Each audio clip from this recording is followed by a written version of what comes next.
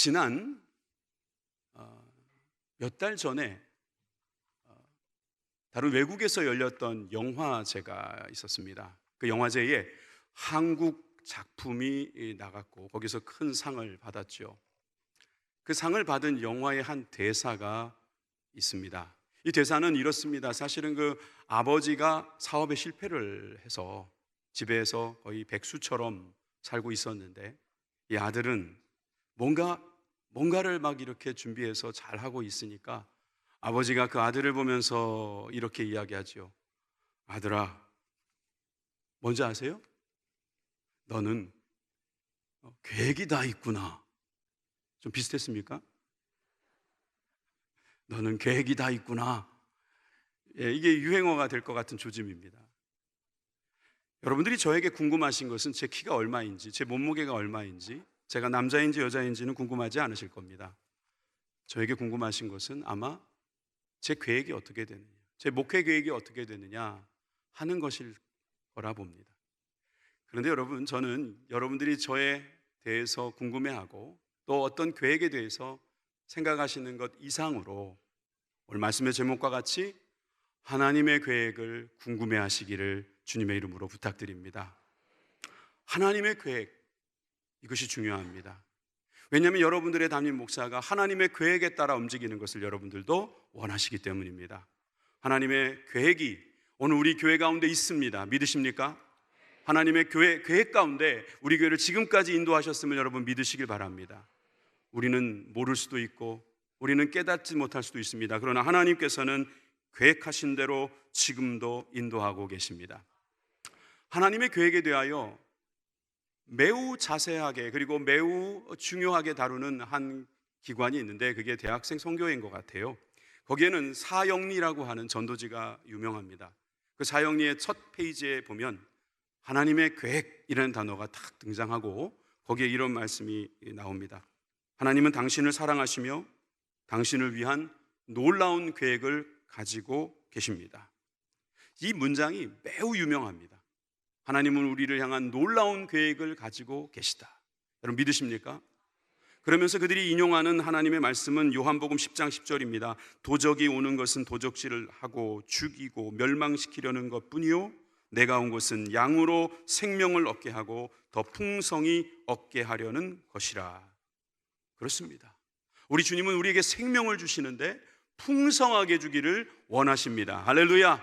그것이 바로 우리에게 주시는 구원이요 우리에게 주시는 축복인 줄 믿으시길 바랍니다. 하나님께서는 우리에게 그 계획을 가지고 그 계획에 따른 하나님의 뜻을 밝혀주고 계십니다. 우리 일상에서 확실히 의견을 가지고 계신다는 거죠. 여러분들이 살아가는 그 삶에서 주님은 구체적인 뜻을 가지고 계획을 가지고 의견을 가지고 계신다는 것을 여러분 믿으시길 바랍니다. 각 사람에게 하나님은 큰 그림을 가지고 계십니다. 그리고 그것이 조화롭게 하시고 그것이 하나님의 놀라운 열매를 맺게 하신다는 사실을 믿으시길 바랍니다. 그런데 하나님은 우리가 볼 수 없습니다. 들을 수 없습니다. 만질 수 없습니다. 그런데 우리가 하나님의 뜻은 알아야 됩니다. 왜? 우리가 하나님을 따라가야 하니까. 어떻게 하면 우리가 하나님의 뜻을 알고 따라갈 수 있을까요? 여기에 대한 관심은 사도 바울도 많았습니다. 그래서 에베소서 5장 17절 말씀에 보니까 그러므로 어리석은 자가 되지 말고 오직 주의 뜻이 무엇인가 이해하라. 여러분, 주의 뜻을 이해하는 사람은 어리석은 자가 되지 않는 것입니다.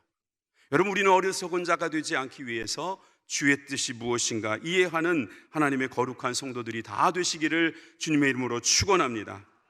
하나님께서 다스리는 그 어떤 것들, 그것도 다 하나님께서 허락하시는 것입니다. 하나님께서 일일이 개입하십니다. 하나님께서 개입하시기 위해서 아주 큰 일을 벌이신 것이 바로 예수님이 이 땅에 오신 것이죠. 믿으십니까? 오늘이 대림절 셋째 주일인데요, 여러분, 이 대림절 셋째 주일은 이런 말씀을 우리가 외워줘야 됩니다. 누가복음 19장 38절 다 외울 수 있으시죠? 어떻게 여기서만 외운다고 그러네? 자, 누가복음 19장 38절 다 같이 외워보겠습니다. 시작.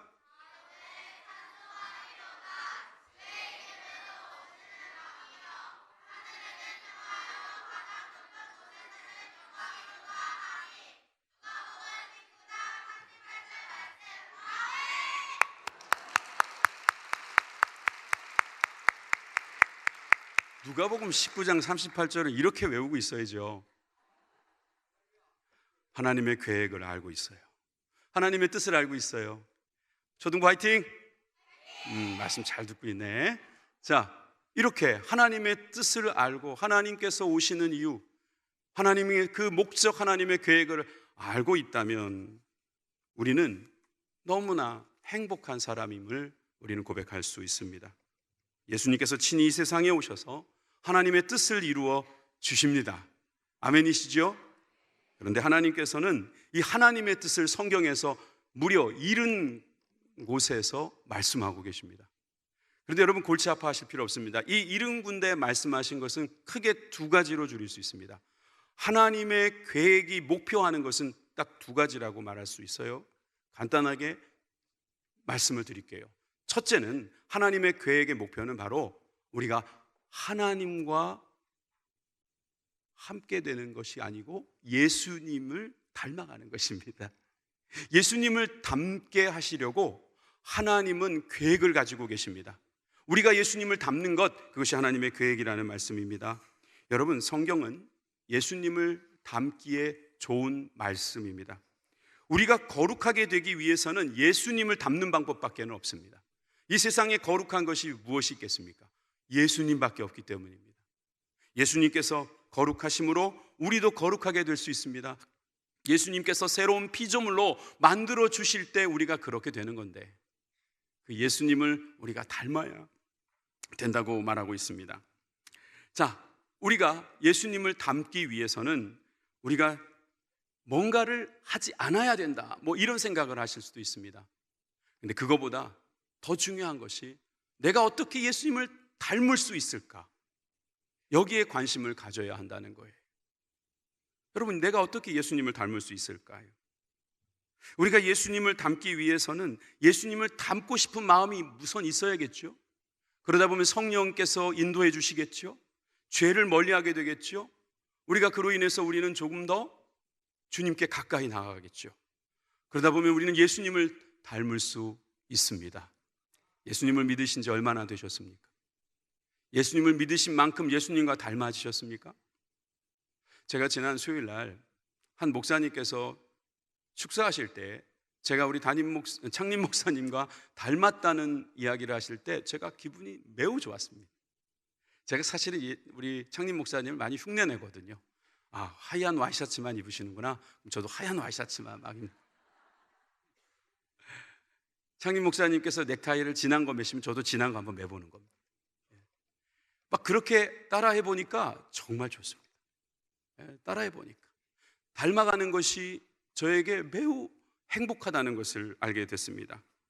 사랑하는 사람은 닮고 싶은 마음이 있기 때문이겠죠. 여러분, 우리가 그리스도를 가까이 한다는 것, 이것은 성경의 가장 큰 관심사라는 사실을 믿으시길 바랍니다. 히브리서 13장 20절에서부터 21절의 말씀에 보면 이렇게 말씀하고 있습니다. 양의 큰 목자이신 우리 주 예수를 영원한 언약의 피로 죽은 자 가운데서 이끌어내신 평강의 하나님이 모든 선한 일에 너희를 온전케 하사 자기 뜻을 행하게 하시고 그 앞에 즐거운 것을 예수 그리스도로 말미암아 우리 속에 이루시기를 원하노라. 영광이 그에게 세세무궁토록 있을지어다. 아멘. 오늘 성가대가 했던 찬양하고 얼마나 비슷합니까? 우리가 예수님을 닮아가는 것, 예수님 속에 가는 것, 예수님으로 말미암아 우리가 예수님의 모습으로 형상대로 다듬어지는 것, 만들어지는 것, 이것이 바로 하나님의 계획이고 하나님의 뜻임을 여러분 믿으시기를 바랍니다. 그러다 보면 우리가 묘하게 예수님과 닮아지는 것을 볼 수 있습니다. 참 신기하게 예수님과 닮았다는 것을 알게 될 거예요. 제가 좋아하는 말씀 중에 사도행전 4장 13절 말씀이 있습니다. 이 말씀을 한번 같이 읽어볼까요? 저희가 베드로와 요한이 기탄 없이 말함을 보고 그 본래 학문 없는 범인으로 알았다가 이상히 여기며 또 그 전에 예수와 함께 있던 줄로 알고. 이 말이 무슨 말이냐 하면 베드로와 요한, 예수님의 제자가 어떤 사람인지 사람들이 알았다는 겁니다. 그 동네 사람일 수 있고 잘 아는 지인일 수 있겠죠. 베드로와 요한은 어떻게 봤냐 하면은 학문이 없는 사람이다. 그냥 평범한 사람이다. 그런데 그들이 예수님과 같이 있었던 것까지는 알아요. 그런데 여기 4장에 보니까 이들이 세상 사람들하고 다르다는 것이죠. 예수님을 쫓아다니더니 예수님을 닮아서 예수님의 모습이 그들에게 나타나기 시작하더라는 것입니다. 하나님의 뜻은 우리가 예수님을 쫓아다니는 만큼 예수님을 닮아가는 것입니다. 여러분, 우리가 어떻게 하면 예수님을 닮아갈 수 있을까요? 간단합니다. 언제나 예수님을 닮으려고 하는 것입니다. 그러다 보면 그만큼 예수님께 가까이 가 있습니다. 예수님을 닮아 보겠다, 그 마음이 먼저 있어야 된다는 것이죠. 때로는 힘들 수 있습니다. 때로는 억울할 수 있습니다. 때로는 많은 사람들의 냉대와 그리고 많은 사람들의 핍박으로 인해서 힘들 수도 있습니다. 그러나 그것이 예수님을 더욱 닮아가게 만들어 주십니다. 그러므로 감내해야 될 것입니다. 예수님께서도 겟세마네 동산에서 나의 원대로 마옵시고, 누구의 원대로요? 아버지의 원대로. 우리가 예수님을 닮으려면 그렇게 닮아야 되는 것입니다. 나의 뜻대로 마옵시고 아버지의 뜻대로 되게 해주십시오. 그 예수님의 기도를 흉내내는 것이죠. 그러면서 우리는 힘들지라도 주님을 의지하고 위험과 역경이 있을지라도, 여러분, 아무리 하나님의 뜻이 있어도 위험과 역경이 있을 수 있습니다. 그렇지만 그럴수록 우리는 예수님을 닮아간다는 사실을 믿으시길 바랍니다. 두 번째로, 하나님의 계획은 우리가 하나님과 예수님과 함께 있는 것입니다. 사실 우리가 예수님을 닮기 위해서는 예수님과 함께 있어야 합니다. 그렇지 않고 어떻게 닮을 수 있겠어요? 귀로만 듣고 소문만 듣고 닮을 수는 없습니다. 예수님과 동행해야 합니다. 그래서 천국까지 가야 합니다. 여러분, 하나님의 뜻은 바로 우리가 천국까지 가는 것입니다. 천국에 가서 영원토록 주님과 함께 있는 것입니다. 할렐루야. 그래서 예수님의 이름이 임마누엘이라고 했습니다. 예수님은 하나님께서 우리와 함께 하시다는 그 이름으로 이 땅에 오신 것이지요. 그렇다면 우리 주님께서는 우리와 함께 하심을 날마다 우리가 깨닫기를 원하고 계십니다. 우리가 그동안 하나님을 얼마나 놓쳤든, 그리고 하나님 앞에 얼마나 죄를 졌든, 그리고 하나님 보시기에 너무나 우리의 문제나 우리의 어떤 선택에 참으로 우리는 부끄러움이 많을지라도 우리 하나님께서 우리와 영원히 함께 하시다는 사실을 믿게 되시기를 바랍니다.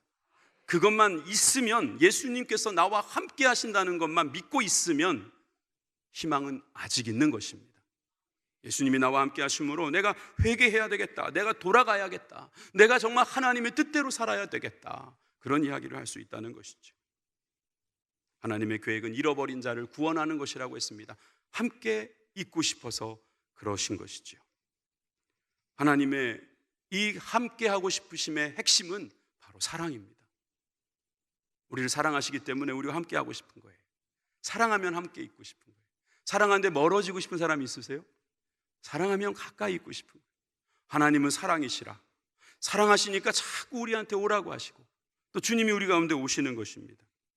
많은 사람들은 하나님께서 명확하게 말씀해 주는 것을 좋아합니다. 벽에 써 있는 것처럼, 저 하늘에 써 있는 것처럼, 문자로 아니면 카톡으로 그 다음 일이 무엇이라고 말해 주기를, 그렇게 우리는 선명하게 해 주기를 바랍니다. 그래서 어떤 목사님이 그런 말씀을 하시더라고요. 많은 사람들이 영적인 중립 상태로 살아가는 이유는 바로 주님께서 자기에게 확연하게 말씀해 주시지 않는다고 생각하기 때문이라는 거예요. 그러니까 대충 믿는 거예요. 확실하게 알면 들어갈 생각은 하고 있는데 아직 확실하게 모르니까 걸쳐 있는 거지. 어디 떠나기도 아직은 좀 그렇고, 들어가기에는 그렇고, 중립 상태로, 이도저도 아닌 상태로 있는 경우가 많다라고 하는 것이죠. 그래서 우리는 하나님을 내 틀에 맞추려고 합니다. 하나님께서 확실히 말씀해 주십시오. 예측할 수 있게 해 주십시오. 이런 말 하는 것을 좋아하는 것이죠. 그러니까 여러분, 우리가 신앙생활 한다는 게 여행이 되는 거고 모험이 되는 것이고, 또 그것이 결국은 우리들에게 굴곡이 있는 그런 삶을 살게 하는 것이 아닐까 싶습니다. 그런데 이제 저는 이 요한복음 15장을 통해서 왜 하나님께서 그렇게 하시는가를 한번 깨닫기를 원합니다. 요한복음 15장 1절에서 4절 말씀을 함께 읽으시겠습니다. 시작. 내가 참 포도나무요 내 아버지는 그 농부라. 물은 내게 있어 과실을 맺지 아니하는 가지는 아버지께서 이를 제해 버리시고 무릇 과실을 맺는 가지는 더 과실을 맺게 하려 하여 그를 깨끗게 하시느니라. 너희는 내가 일러준 말로 이미 깨끗하였으니 내 안에 거하라. 나도 너희 안에 거하리라. 가지가 포도나무에 붙어 있지 아니하면 절로 과실을 맺을 수 없음 같이 너희도 내 안에 있지 아니하면 그려하리라. 아멘. 요한복음 15장 1절에서 11절까지 읽다 보면 무려 11번이나 거하라라는 말씀이 나옵니다. 거하라, 거하라, 거하라. 하나님, 제가 가야 될까요? 아니면 여기 있어야 될까요? 거하라. 하나님, 제가 저걸 사야 될까요? 말아야 될까요? 거하라. 하나님, 내가 저 사람하고 한번 싸울까요? 말까요? 거하라. 내가 이사 갈까요? 말까요? 거하라. 하나님, 내가 봉사를 계속 할까요? 말까요? 하나님은 거하라. 하나님은 백문일답이십니다. 거하래요. abide, 거하라는 거예요. 같이 있자는 거예요.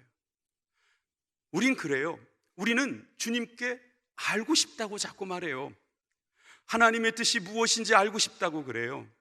답답하니까, 불안하니까 그 계획을 듣고 싶어 해요. 근데 주님은 한결같이 우리에게 뭐라고 하세요? 같이 있자는 거예요. 하나님은 우리의 뜻을 묻지 않으세요. 같이 있자는 거예요. 주님은 우리와 함께 있기를 원하세요. 함께 있는 것이 이게 하나님의 뜻입니다. 하나님과 함께 있으면 우리는 그곳에서 하나님의 계획을 알고 하나님의 부르심을 알고 하나님의 소망을 알고 하나님의 뜻을 알 수 있습니다.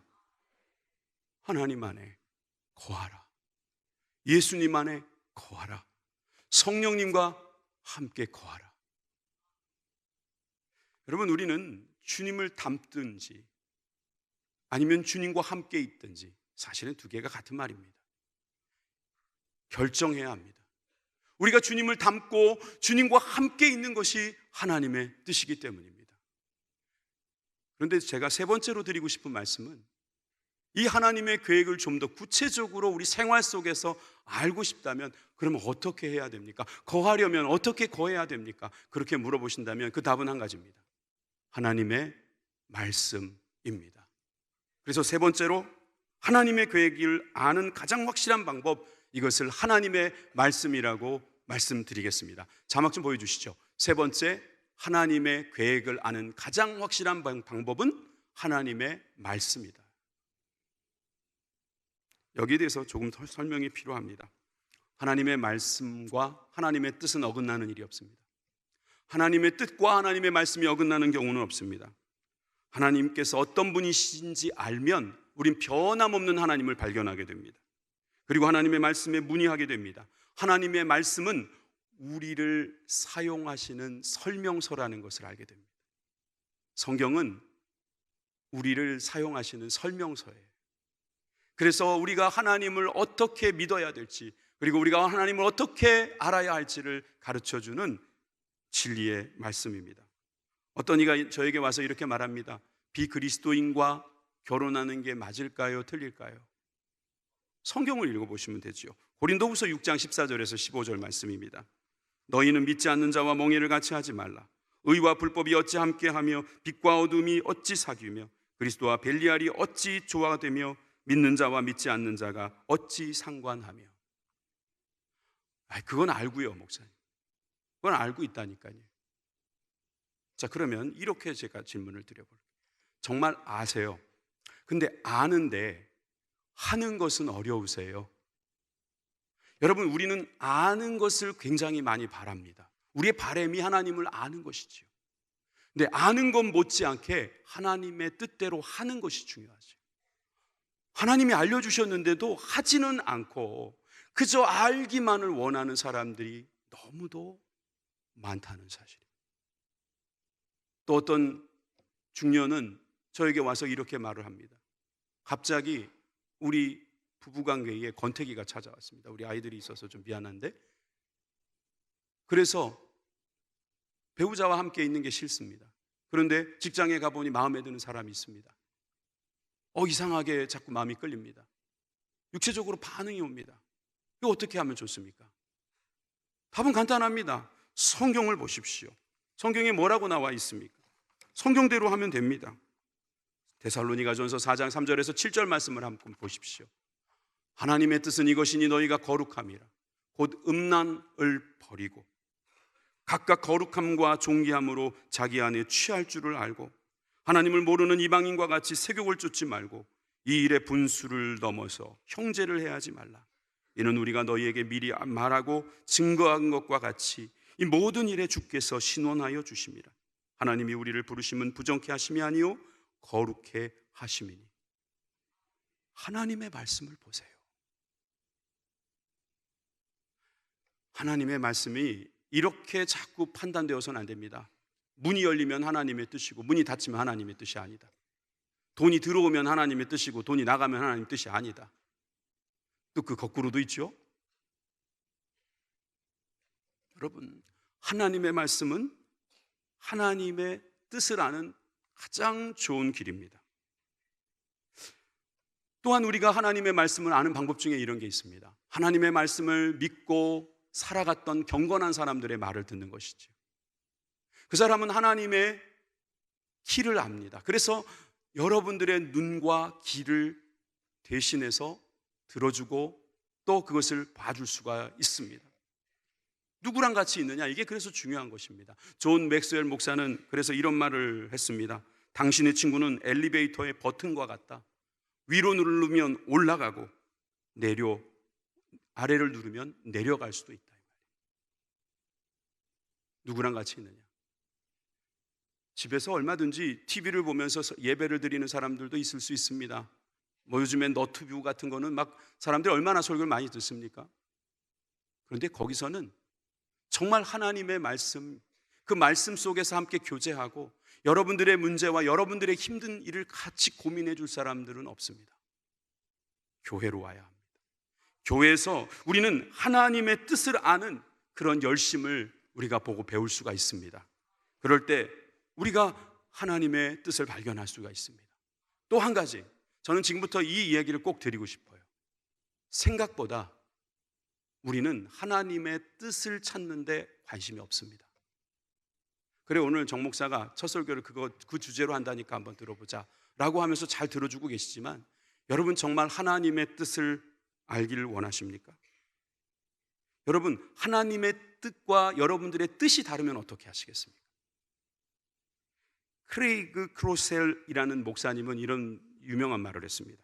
내가 있는 곳과 하나님이 바라시는 곳이 다를 때 마지못해 견뎌야 하는 고통은 크다. 맞죠? 나는 이것을 하고 싶은데 하나님은 저것을 하시라고 하십니다. 그러면 여러분 어떻게 하시겠습니까? 하나님의 뜻을 이제 여러분들이 아셨다고 하십시다. 그러면 그 다음에 어떻게 하시겠냐고요? 주의 나라가 임하옵시며 하나님의 나라가 나의 삶 가운데 임하게 해달라고 기도해서 정말 그것이 임했을 때 여러분 어떻게 하시겠냐고요? 그리고 여러분 그 기도 많이 하시는데 정말 주의 나라가 임하시기를 원하십니까? 주의 뜻이 이루어지기를 원하십니까? 그래도 괜찮으시겠습니까? 그렇다면 다행입니다. 제가 목회를 한 20년 정도 했는데 우리 창림 목사님 40년을 하셨죠. 40년 넘게 하셨고요. 그런데 제가 이 짧은 목회를 하면서도 제가 판단하건대 저를 포함해서 대부분의 그리스도인들에게 문제는 하나님을 아는 데서, 하나님의 뜻을 아는 데서 생기지 않더라고요. 하나님의 뜻을 아는데 행하지 않는 데서 문제가 생기는 거예요. 하나님의 뜻을 가르쳐줘도 그것을 행하지 않는 우리들이 문제가 된다는 거죠. 여러분, 우리는 하나님께서 왜 가르쳐 주시지 않느냐고 말하지만 가르쳐줘도 듣지 않는 우리들의 모습은 어떻게 하시겠습니까? 여러분 불편하시겠지만 저는 그것이 사실이라고 생각합니다. 우리는 하나님의 음성, 예수님의 말씀, 성령님의 음성을 듣기보다는 사탄의 말의 속삭임에 귀를 기울일 때가 많습니다. 가장 중요한 것이 뭔지를 보라고. 하나님께서도 네가 그것을 다 갖기를 원하신다고. 하나님은 네가 출세해서 가장 높은 지위에 올라가기를 바라신다고. 하나님은 내가 행복하기를 바라셔. 여러분, 이 속삭임에 속지 마십시오. 하나님께서 우리에게 원하시는 것은 거룩하게 되는 것입니다. 우리가 거룩해져야 행복해집니다. 우리가 예수님을 닮고 예수님과 함께 있을 때 그때 행복해지는 것인데, 그걸 가리켜 거룩해졌다라고 말하는 것입니다. 하나님께서 우리의 행복에 관심이 없다는 것이 아닙니다. 사단은 행복이라는 것을 가지고 우리를 유혹하지 실제로 행복할 수 있는 능력을 주지 못한다는 사실을 우리가 알아야 된다는 것이죠. 우리가 주님과 동행하면 주님은 우리에게 미소를 지으십니다. 창조주가 우리에게 미소를 지으면서 우리에게 말씀해 주실 때 우리는 그 말씀을 들을 수 있는 것이죠. 전 그래서 마지막으로 우리가 오늘 읽었던 이 본문을 정리하면서 이 말씀을 마치려고 합니다. 하나님께서 그분의 뜻을 아는 법, 그 아는 법에 대해서 이 짧은 말씀에서 중요한 부분을 말씀하고 계십니다. 함께 읽겠습니다. 로마서 12장 2절 말씀입니다. 시작. 너희는 이 세대를 본받지 말고 오직 마음을 새롭게 함으로 변화를 받아 하나님의 선하시고 기뻐하시고 온전하신 뜻이 무엇인지 분별하도록 하라. 아멘. 세상을 본받지 말라는 거예요. 이 세대를 본받지 말라는 거예요. 이 세대는 막 게임해가지고 재밌어가지고 막 만렙이 되는 걸 좋아하지. 그런데 하나님의 뜻은 그게 아니라는 거예요. 그럼 뭐냐? 하나님의 말씀대로 가라는 거예요. 그리스도의 뜻대로 가라는 거죠. 세상의 틀에 자기를 끼워 맞추지 말고 하나님의 말씀에 자기를 끼워 맞추라는 거예요. 자, 우리가 이 세상에 살아가면서 많은 이야기들을 듣습니다.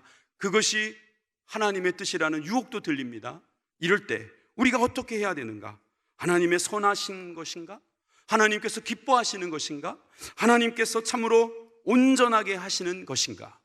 그래서 하나님의 말씀에 비추어서 우리를 볼 수 있다면, 그래서 그리스도로 말미암아 우리가 그것을 분별할 수만 있다면 우리는 하나님의 뜻을 알게 되실 것입니다. 이 말씀을 풀어가는 키는 이것입니다. 여러분, 하나님이 하시는 일이 있고 내가 하는 일이 있다는 거예요. 무슨 말이라고요? 하나님이 하시는 일이 있고 내가 하는 일이 있어요. 하나님이 하시는 일은 변화입니다. 목사님 잘못 말씀하신 거 아닙니까? 우리가 변하는 거지 왜 하나님이 변화입니까? 여러분, 나방이 만들어지는 과정을 보면은 애벌레에서 나비가 되죠. 애벌레에서 나비가 되는 것이 오늘 여기에서 변화를 받아라고 하는 12장 2절에 변화를 받아라는 이 변화, 이것은 다른 말로 변태라고 합니다. 초등학생들 변태, 그런 변태 아니에요. 변태, 이거 저 생물 용어예요. 변하는 거예요, 변하는. 그런데 여러분, 애벌레가 나방으로 변할 때 애벌레가 하는 일이 있습니까? 애벌레는 그냥 가만히 있는 것입니다. 무슨 힘인가가 그 애벌레를 변화시켜 주시는 것입니다. 하나님도 마찬가지입니다. 우리를 변화시켜 주실 때 우리는 거기에 따라가기만 하면 되는 것이지요. 이게 핵심입니다, 여러분. 우리는 하나님이 변화시킨다는 사실을 알고 우리는 거기에 순응, 굴복하면 되는 것입니다. 항복하면 되는 거예요. 제가 어렸을 적에 삼형제 가운데 자라서 제가 좀 개구진 적이 있었어요. 그래서 제가 동생하고 그 어린 시절에 얼마나 장난을 많이 했겠어요. 그러니까 장난을 치다가 제일 마지막에는 꼭 제가 레슬링을 합니다. 그러면 제가 헤드락을 탁 걸거나 아니면 권투를 해도 제가 아주 카운터 펀치를 날린다든지 막 그래가지고, 사실 1년 6개월이라는 게 그 당시엔 그렇게 컸나 봅니다. 그럴 때 제가 만약에 헤드락이라도 딱 걸면은 동생들이 하는 말은 그거예요. 항복. 알았어. 아니면 엄마, 아빠, 그렇게 소리 지르면서 결국은 항복합니다. 그러면은 그걸 풀어주죠. 그 못된 형의 힘도 풀어내는 방법은 항복입니다. 하나님의 힘이 우리 가운데 작용할 때, 하나님의 변화라는 힘이 작용할 때 우리가 할 수 있는 것은 거기에 굴복하는 것이죠. 순복하는 것입니다. 내가 할 수 있다라고 생각하면서 움직이는 애벌레를 여러분 보셨으면 저에게 가져와 주시면 좋겠어요. 애벌레는 가만히 있는 것입니다. 그런데 하나님께서 변화시켜 주시는 것을 우리가 깨달아야 된다는 것이죠. 저는 그래서 오늘 우리가 읽을 이 마지막 요절 말씀이 우리에게 가장 와닿는 말씀이 되기를 간절히 소망합니다. 요한 1서 2장 17절 말씀, 이 말씀 읽고 마칩니다.